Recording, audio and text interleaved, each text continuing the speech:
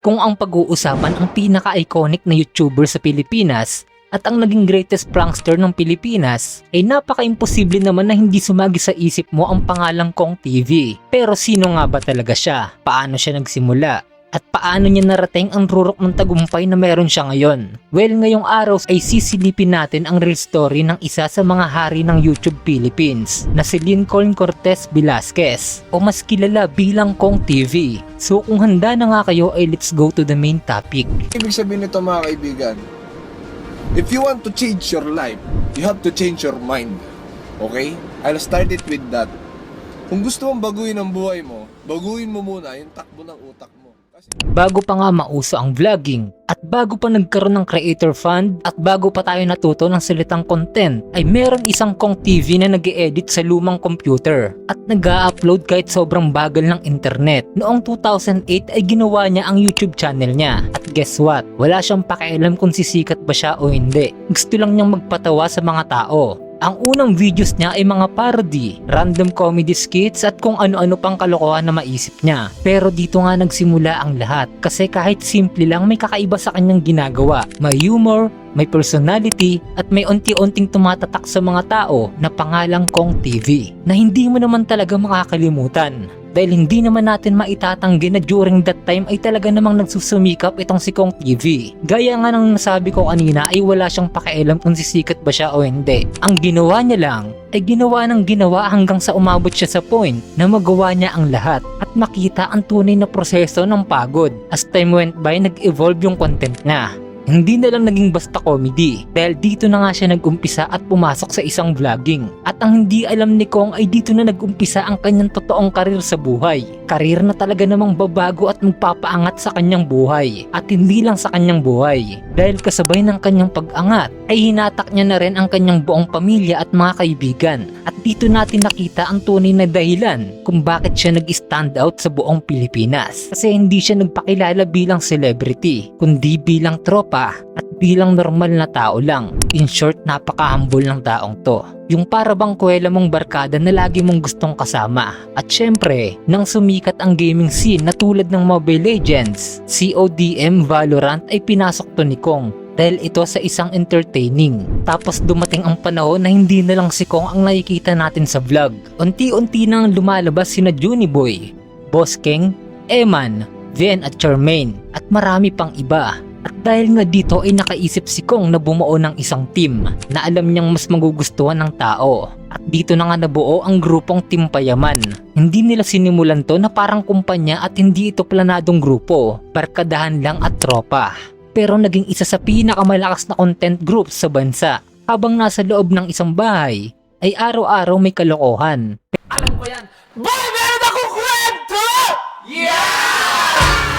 Pero sa likod nun ay may disiplina, may editing, may content planning, at may pangarap na sabay-sabay nilang tinatrabaho. At sa pagkadating ng pandemic ay dito na mas lalong nag-boom ang kanilang mga pangalan. At dito na din sila mas lalong nakikilala ng todo. Literal na naging comfort content sila ng mga tao sa Pilipinas. Pero kung may pinakakinakikiligan ng mga fans, yan ay ang love story ni Kong at V. Bali si V nga ang unang nag-message kay Kong. At mula sa simpleng chat, ay nauwi ito sa isa sa pinakamapapanood na love story sa YouTube. Naging magpartner nga sila sa content, naging business partners, at naging magkaagapay sa hirap at ginhawa. At tuluyan nga silang naging mag-asawa. Dumating ang panahon na inamin nila kung gaano kahirap yung kanilang pinagdaanan. Pero mas pinili nga nilang magsama at magtulungan at sabay mag-grow. Noong 2022 nag-propose nga dito si Kong at noong 2024 naman ay dito na nga sila kinasal.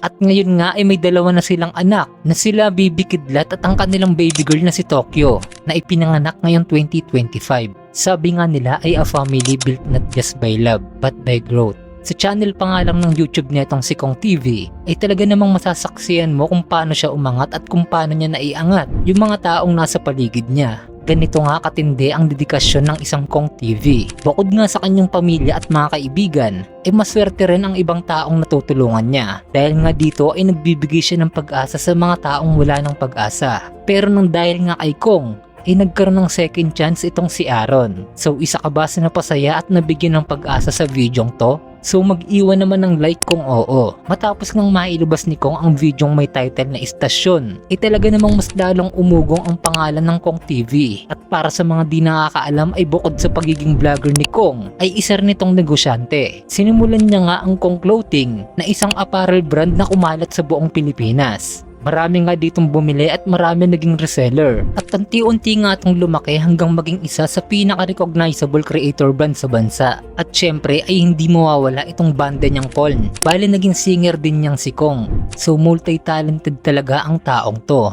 So talagang deserve ni Kong TV kung ano man yung naabot niya ngayon. Dahil ang lahat ng hirap at pagtsatsaga ay naging magandang bunga. Anyway, kasabay nga ng kanyang pagkasikat ay hindi na iiwasan ni Kong na magkaroon ng mga basher. May mga tao ngang hindi nag-a-agree sa kanyang content, pero never niyang ang pinili maging madrama. At ang pinaka nagustuhan ng tao sa kanya ay never siyang nanira. At ang pinakasusi ay hindi siya sumuko sa hamon ng buhay. Ang sagot niya lang palagi sa mga basher ay trabaho nga lang daw to at content lang at walang personalan. So dito pa nga lang ay talaga namang makikita mo kung gaano kahambol ang isang Kong TV. Kahit may nung babash nga sa kanya tulad netong si MG, never siyang nahanapan ng butas at never niya rin tong pinatulan. Dahil talaga namang naging malinis ang naging takbo ng buhay ni Kong bilang isang vlogger. At hindi natin maitatanggi na sa lahat ng vlogger ay isa itong si Kong na nagbibigay ng inspirasyon sa mga tao at nagbibigay ng pag-asa. Kaya naman hindi nakakapagtaka kung bakit mas minahal ng todo ng mga tao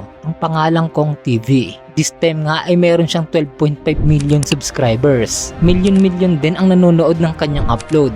Matagal man siya mag-upload pero masasabi natin na talaga namang napakapulido neto. Bukod nga sa milyong views ang kanyang nakukuha, ay million din ang nabibigyan niya ng inspirasyon sa buhay. Kaya naman ang masasabi ko sa taong to ay power. Pero alam niyo ba kung ano ang pinaka-legacy niya? Hindi views, hindi merch, hindi fame, kundi yung mensahe na kahit simpleng tao ka, ay meron kang mararating. Hindi mo kailangan ng mamahaling gamit, hindi mo din kailangan ng mga koneksyon, at mas lalong hindi mo kailangan ng perpektong buhay. Na one day, darating yung araw, lahat ng mga bagay na kailangan ko, no, dito sa gusto kong gawin, no, magkakaroon ako. Sa awa naman ng Diyos, mga paano, pinagkaloob niya yung mga bagay na ganito.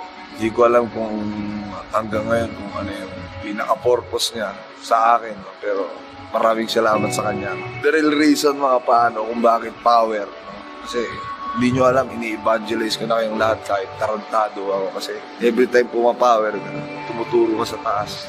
Kasi siya yung tunay na power mga paano. Kailangan mo lang ay sipag, utak, diskarte at puso. Ika nga ni kung gusto mo baguhin ang buhay mo, ay baguhin mo muna ang takbo ng utak mo. So from zero to legend, from simple dreams to an entire empire. Ayan nga ang naging kwento ng buhay ng isang most iconic at most prankster at isa sa pinakamalaking vlogger sa buong Pilipinas na si Kong TV. Kung nagustuhan nyo nga itong video na to ay mag-comment naman sa ating comment section. Bali i-comment nyo na lang sa ating video kung ano yung isusunod nating itatopic. So yun lang. Mama ko, nung umiyak yung tatay sa akin, yung umiyak yung papa ko sa akin, bukas doon ko na-realize na putang ina. Gusto kong maging, gusto kong magkaroon ng direction ng buhay ko kasi magiging tatay ko sa akin.